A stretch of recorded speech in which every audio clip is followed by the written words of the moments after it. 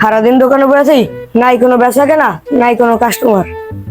কতক্ষণ পর আইবো আনে চান্দা বলল চান্দা নিতে, চান্দা দিতে দিতে দোকানের মালও শেষ।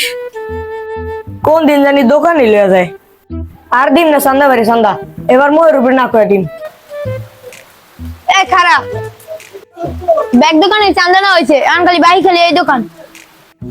লন তার চান্দাটা উঠাই লই আহি। আয় তাই তারপরে কি খবর? বেচা কিনা তো ভালোই করতেছ, দে চান্দা দে। কি আর চান্দা? আর কোনো চান্দা দিন না আমাকে। কিরে তুই ঝাড়ি দিলি কে? চান্দা দিবি না মানে?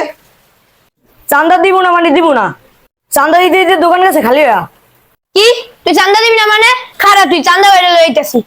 এ ল চান্দা বেড়ে লই আহি। যা যা কোন বাইরে লইয়া বিলে আয়। এই কেটে তোমরা চান্দা ভাই চান্দা, কারা তো বড় সাহস? এবারে কোন দোকান বলস না কে? ওই দুই দোকান। চল আর ঘুমাইঙ্গা বৃষ্টিতে শুকাইতে দিব।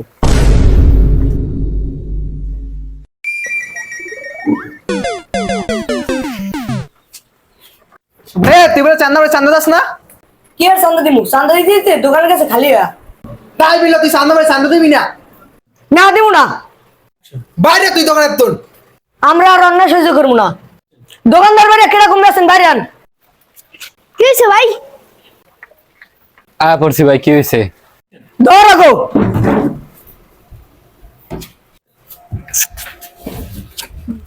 তুমি জীবনে চান্দা উঠাম না ভাই, আর উঠাবি যাবো না আর চান্দা? জীবনে চান্দা উঠাম না ভাই। বলো হকিলে। ওরে মা গো রে। এই ভিডিওটা তৈরি করা হয়েছে মূলত আপনাদের শেখানোর জন্য যে আমরা যদি সবাই একতাবদ্ধভাবে থাকি তাহলে কোনো চাঁদাবাজ, কোনো সন্ত্রাসী আমাদের ক্ষতিও করতে পারবে না, আমাদের থেকে চাঁদাও নিতে পারবে না।